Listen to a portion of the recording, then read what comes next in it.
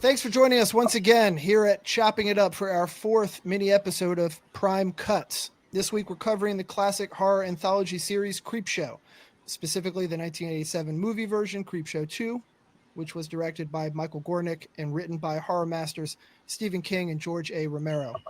As a reminder, Prime Cuts is designed as a quick-hitting freeform conversation where we discuss a breadth of horror mediums, including anthologies, theatrical releases, graphic novels, shorts, and other forms of media. There is no set agenda here as we shoot from the hip and provide any gleaned insights from our respective viewings.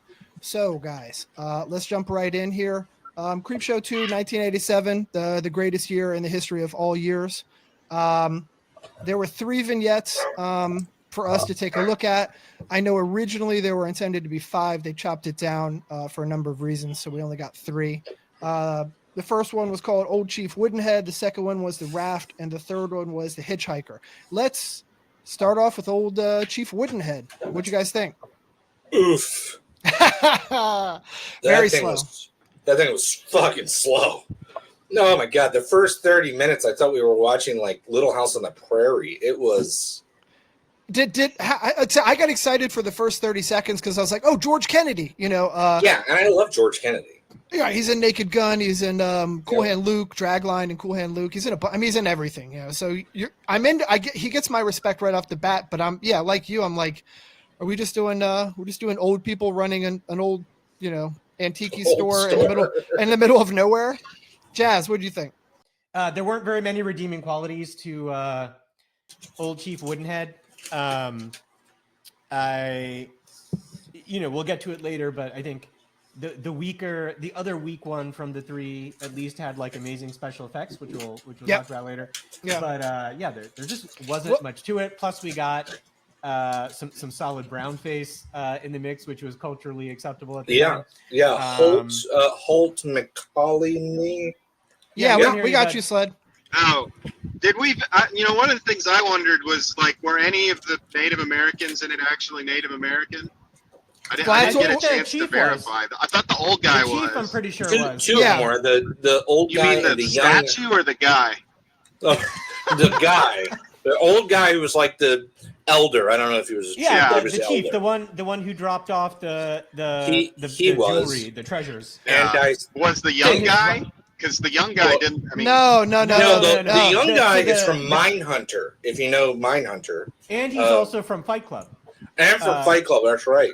Yeah, that's who I recognized it from. I was like, is that like a bronze? His name is Holt McCauley. Yeah. So it sounds good and Native American, right? Well, guys, not to backtrack too much here, but just to give a big picture view, the Creepshow series, right? These series would be on. They were on HBO back in the day in the 80s. I think that's right. And it sort of competed with Tales from the Crypt, which also recurring show. And this was the culmination of that, the second theatrical release for Creepshow.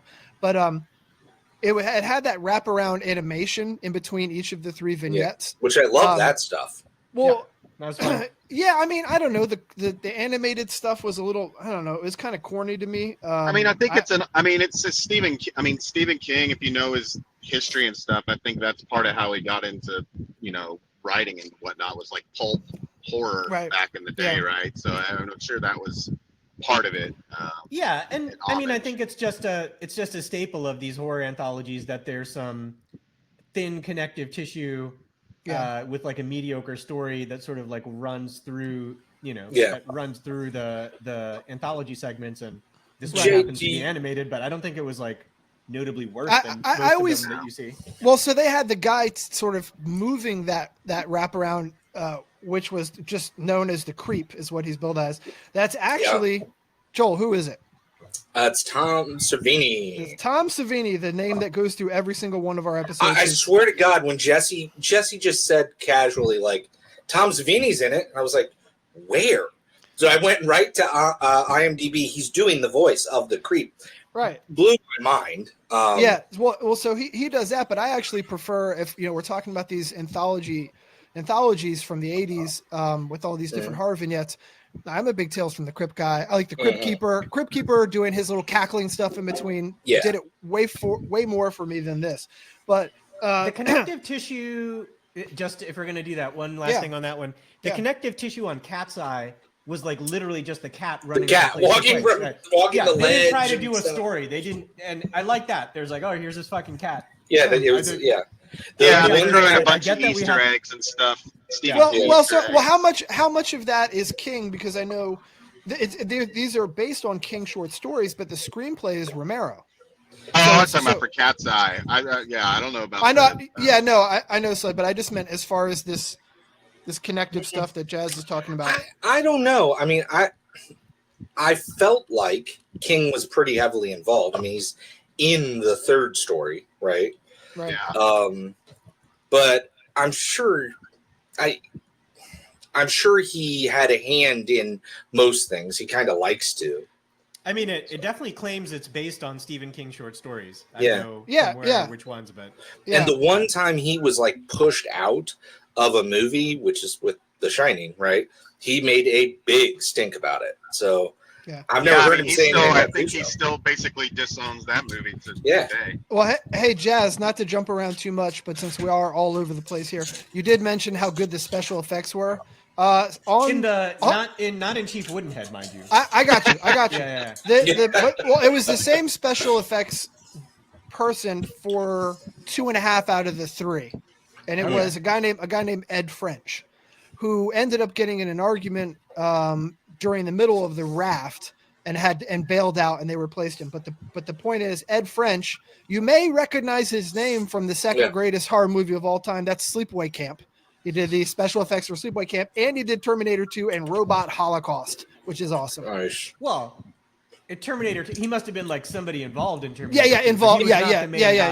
He was 2, involved in it, but he's a Sleepaway Camp guy. He was a practical effects for Sleepaway Camp. Yeah. All right. So everything got better after Ed French. Hey. So Chief Woodenhead starts off slow. You've got an old couple running, an antique type store, a knick-knack store in a dying out town. There's a young Native American guy and his 2 accomplices. Was it Fat Ass? What's his name? They just called him Fatty or Fat Ass. I think it's Fatty or Fat Ass. They end up robbing the place, and they take some sacred jewels that were given to Ray Spruce, who's George Kennedy, the shopkeeper. And anyways, the Indian, the Native American statue out front ends up anthropomorphically coming to life and taking revenge on each of the 3 robbers one by one. As one does. And then he returns back to his, it's pretty corny. It just takes a long time. The kills are good. There's an arrow through the Fat Ass gets an arrow through the back of the throat, comes out his trachea. Pretty nice. He gets like 3 or 4 arrows. He gets a couple. Bad. He gets a couple of them. If I had to guess where they ran out of special effects money or stopped knowing what they were doing, it was probably in the old Chief Woodenhead one. The Chief Woodenhead special effects themselves were kind of mediocre, I would say, even by the standards of 1987. And then, the one like reasonable kill, I suppose, was the arrow through the head, and then the other kill of the rich kid was like in silhouette with just some blood splatter. Yeah, the hatchet. That was terrible. And then the other one of Sam Whitemoon, the Native American bad guy, was literally just like implied. Like they got the hair, and then there was like a cut scene with the scream. Yeah.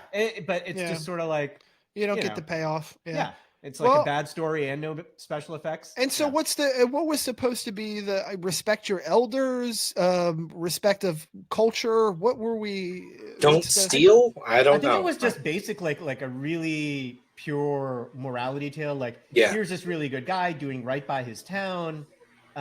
Here's this really good, here's the chief trying to do right by the guy who's doing right by the town. Everybody's like, oh, everything is really good. We all really support each other. And here's this, dick, selfish, narcissistic dick I want to say there was both the town and his culture, and Right. I want to get into like the post-industrialization, the dying of small town, but like that's not what they. I still think it was there. It's not at all. All right, well, let's jump. What I want to do is move out of order. I want to jump to the Hitchhiker, which was the third chronologically, and we can finish up with the Raft because we all fucking know we like that the best. So the third, just a really top line thing here is you've got you start out with that standard powerful empowered, autonomous woman character from the 80s who was usually signified by her, giant shoulder pads and her business suit, and smoking 100s or whatever. So she's sleeping with a prostitute, right? She hires a male prostitute, a male escort, an escort. And she's cheating on her husband.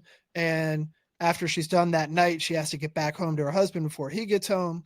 And along the way, she hits a hitchhiker on the darkened highway, who then continually, seemingly comes back to life. And she continues he haunts her the whole ride home. She's hitting it. He gets more and more physically repulsive and maimed as the vignette moves on. What do we think of that? Well, I think there's basically young, but not as much as the Raft. Yeah. One of the things I think is interesting about it is how Stephen King in real life was hit by a car. No, I didn't know that. Years after this. Yeah, he got run over by a guy driving a van. I think he was high on prescription drugs or something like that. Oh my God. It almost killed him. It put him in the hospital. It fucked him up really bad. I think, I can't remember for sure, Michael, but I think that might have been when he started thinking about writing Misery. That would make sense because of the whole he was laid up and all of that as an author. I'll double check that, but or if you're on your computer, you should look right now because I think it may have actually even been. Let's see. Well, I was going to say King makes a cameo driving a truck in this one. Yeah, because Misery came out in 1990. I think it was after Misery also. Oh, okay. Well, that's interesting. But I thought this one was. I mean, there wasn't any story. I would say it was really just almost an excuse to just do this continually sort of escalating special effect of how named the guy got.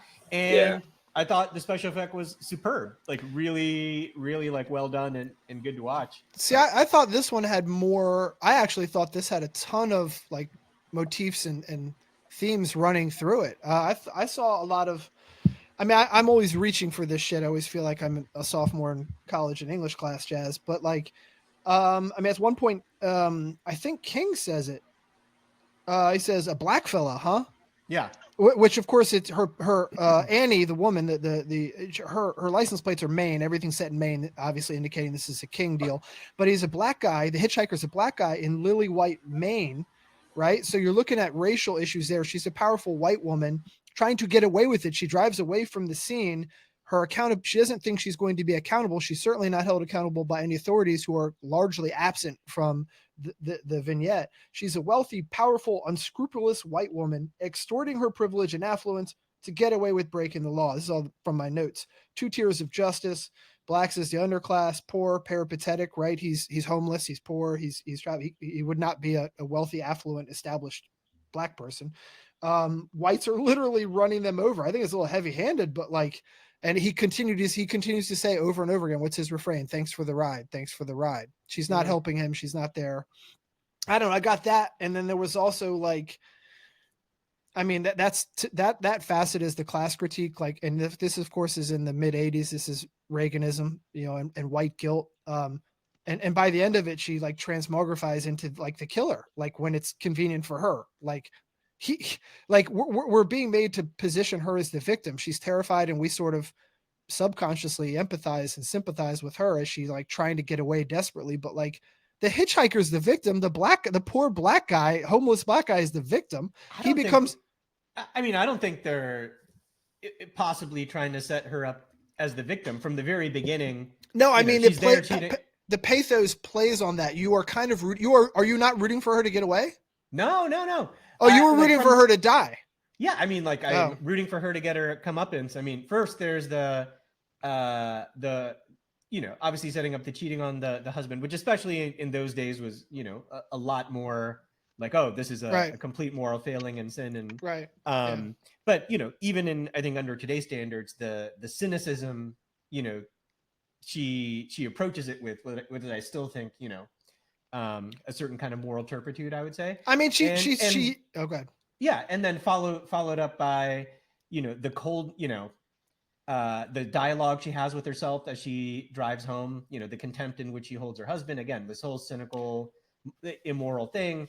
And so it's not surprising she peels off after she hits the guy. Right. And I don't think they're trying to set her up as sympathetic in any Well, sense. I guess I just meant how she was being terrified. Or maybe it was on me. Maybe I'm the only one who. You Joel, think it's a metaphor for white flight? Well, for sure it is. She screams at him at some point. How much do you want? She yells that was at him. At the very, very end. When at the very end. Well, I mean, because of course he's right. He's a black guy. He must be. I'm going to pay him off. This is a class critique again. This is a black guy who's here to rob me or hurt me or harm me or harass me or be in a space that I don't want him to be because it's Maine and I'm a white woman who's powerful. I'm driving home to my big giant house. Get the fuck out of here, you bum. I know I got that, but yeah, as to the like, I mean, I would say it's more symbolism than story, but yeah, I think that. I mean. It's Yeah. I'm sorry, Jack. I didn't mean to. Yeah, I think. Jesse, that was there, at least as far as her attitude was that, right? But I think as the audience, at least and don't use me as your emotional barometer, right? Like I'm not healthy, but but I did look at it like, someone kill her. She's terrible, right? Like she's a horrible person. She just murdered that man and drove off so as not to mess up her loveless marriage and go to jail, right? Like it's just a terrible person. I did, Jazz, from what you were saying about her cheating on her husband, which back then was supposed to be more of a deal than I guess it is now. I like in my notes I'm like, the husband is punctilious and so she hates him and his husband. The poor guy's getting cheated on for being so reliable and punctual and responsible. Remember, she's like, he's going to be home at this time every night. Right. I'm like, God, what a piece of shit this guy is showing up when he's supposed to show up all the time. How dare he? I know. And obviously the implication is he's the one who stops and helps the hitchhiker, right? That's the thing I took from it. Yeah. Yep. So and so it's like here's this moral, upstanding guy with this like immoral, narcissistic, selfish wife. In a sense, he comes out ahead here, right? So, yeah. Sled, what'd you think of that one? Yeah, I mean, I like it. I mean, I don't like it as much as The Raft, but I remember thinking it was fairly scary as a kid. Just like the idea that this guy keeps coming after you definitely scared me.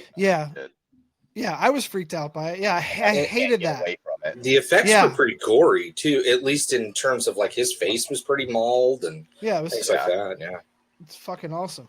All right, you guys want to get to the meat of it here?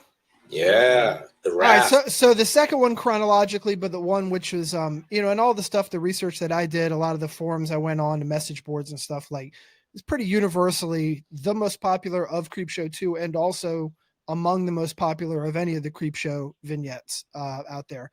So the quick overview of that is you've got a handful of kids, teenagers, driving out to the lake, getting stoned, having some drinks. They're gonna have a good time. It's a couple guys and their girlfriends, and they get to the lake and they just want to swim out there to the middle of the lake where there's one of those wooden anchored rafts in the middle of the lake, and they're just partying, having a good time.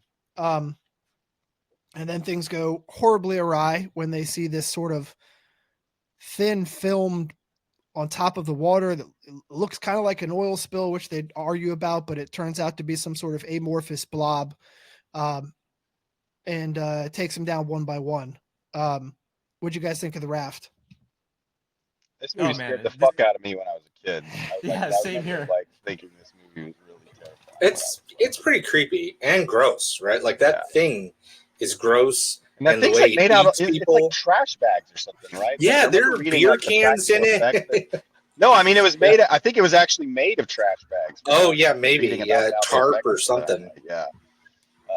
But I remember as a kid like loving that one, being afraid of that one. Like added to my fear of water where I can't see what's at the bottom. And the thing that I'll say, like on the rewatch, because I haven't seen this in, I don't know, probably like a couple decades, I would say, is somehow I remember this vignette being longer, and there being a little more to it, story wise or something like that. And in the end, there wasn't in some sense, it's the one with the least story out of all three. But obviously it's the most memorable and, you know, just fun and creepy and kind of sci-fi horror at the same time. It's just a lot of fun. It's perfect. It's just fun. Yeah, like you said, it's fun. I mean, you start off and right off the bat, they're driving in a, I don't know, what is it, a Camaro or something, weaving through the hills there. You know, Deke is the driver. He's this sort of jockey, tall, good-looking blonde guy. And his buddy Randy is sort of the side. I mean, he's a sidekick, right? He's not your main guy. Both of their respective girlfriends. I'm not sure that I think Laverne might have been Deke's girlfriend, but I'm not sure that. I think her name was Rachel in the vignette. Yeah, I think she was a friend of the other girl. I think she was a friend. Yeah. I think Randy was hoping to. I think he even says it, like, get laid that weekend. Yeah, that was the impression. Yeah. No, wait a second. Laverne is Deke's girlfriend. That's what I said, and I'm saying Rachel. But I don't think the other one is not. She's not officially a girlfriend, right? She's nagging him pretty hard. I'm pretty sure. No, he even says it. Like, he's like, "Why did you come out here this weekend with Deke? You know how Deke is, or something." He's like, "You're just hoping to get laid, you know." So I don't think it was by her. Yeah. I understand. Well, but I mean, she's not his girlfriend. That's why he was hoping. She is Laverne's friend. Right. Yeah. All right. Well, anyway, well, I was gonna say, and then he gets the one girl killed while he tries to molest her. Rachel, I mean, right? Yeah. Well, no, not molest. Well, wait. Rape. Well, wait a second. Let's jump. Well, can we before we get into it? Laverne, whose real name is Jeremy Green. Jeremy transition or what? I did so much research on this. And by research, I mean, I pulled up all of the trans stuff that I had bookmarked already on my phone. Her name is Jeremy Green. And so I did do research on that. Is this someone who transitioned? I was like, do I have the wrong actor or actress? No, I have I regret to inform you fans, I have no information for you. She is in one other movie. She apparently was very difficult to work with on the set, which is why she did not get any more roles, even though I thought she was fantastic in this. I have no record of any Jeremy Green as an actor anywhere that matches up with her age and genre and all that stuff. Yeah, Joel, what do you got? I was just going to say 11-year-old Joel didn't care.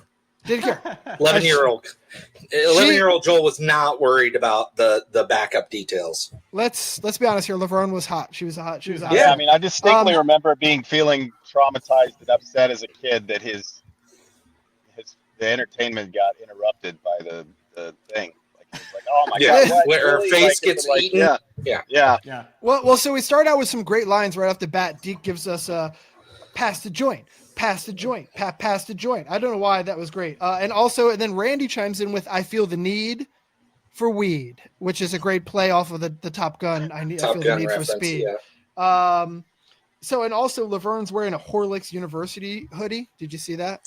Yeah, I did a little research on that. Like, apparently that is a reoccurring reference that King makes in at least 3 different places. I'm trying to remember. One's Christine. It's the original. Yeah, it's Christine. One of them's the original Creepshow, and what the vignette's called the Crate. So it's it's a Crate. It's a fictional university he created, but he likes to have this. So we just know it's an indicator it's in the King universe. She's wearing the Horlicks University thing. Also, I know it has the turn at the end, right? Like Randy is sexually assaulting her or raping her while she's asleep or whatever. He just decides to do that. Like, it's very unclear. Like, is it just like he's always been a creep, or he's like, you know what, this might be it. Like, I'm about to die. And so it's never clear, but like or do they introduce it extraneously just so that he can be, so that we can root, so that the very end of the raft is not the gut punch that it is, because what happens is everyone else gets killed. Randy's the last one there. And as Laverne is getting killed by this blob, which reaches up through the cracks between the wood and the raft, he jumps off and thinks he's going to race to the shore. And he actually does. He outraces this blob, which trails after him. He makes it to the shore. He crawls on the shore by about 3 or 4 feet. and he's exhausted and he's frozen. He's been up all night and he's like, I beat you. I got you. And he turns around to crawl up the shore, and this blob pulls up like a giant wave, smashes over him and pulls him back in. Is that all of this sexual assault stuff set up so that we root for the blob at the end, so that we're not too dejected that everyone lost?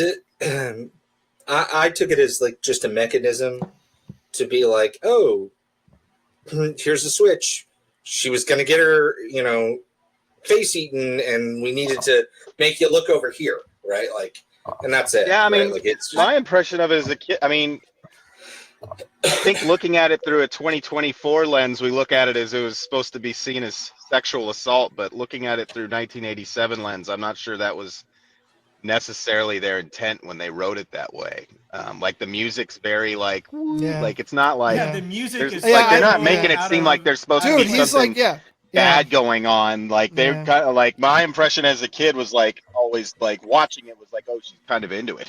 Like she's like half sleepy, but like she's not necessarily against it, like kind of thing. It's interesting because like I do think like if you view it through like 1987 lens, it's like, oh, boys will be boys. He's goofing around. As soon as she starts waking up, he like backs off, and then she happens to have obviously got her face started to get sucked up by the blob. And the reason, by the way, I think they set it up was probably literally no more than this, Jesse. Let's show some boobs.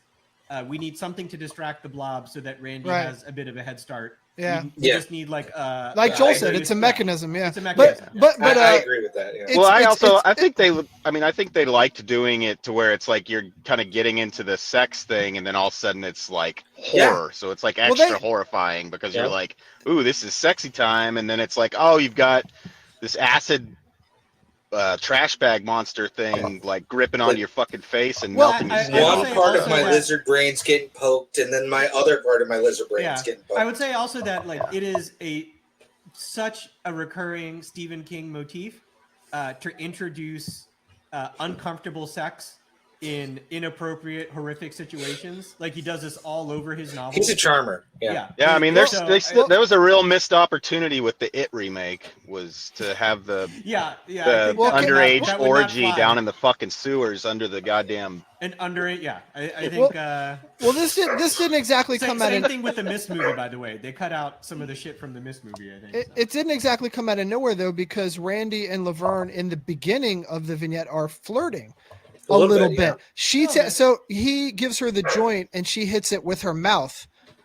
Like he's in the backseat and he reaches the joint forward and she takes a hit of it like with her lips, and she's looking at him, and Deke is driving and he does not dig it. And then when they get out of the car, as they're sort of half undressing to jump into the lake to swim to the raft, she says something else. He says something about how he majored in biology or some weird shit. Well, he's like pre-med. Yeah. Pre-med. And she's in med school. She's they're giving some vibes off, which I guess is why they culminated in that.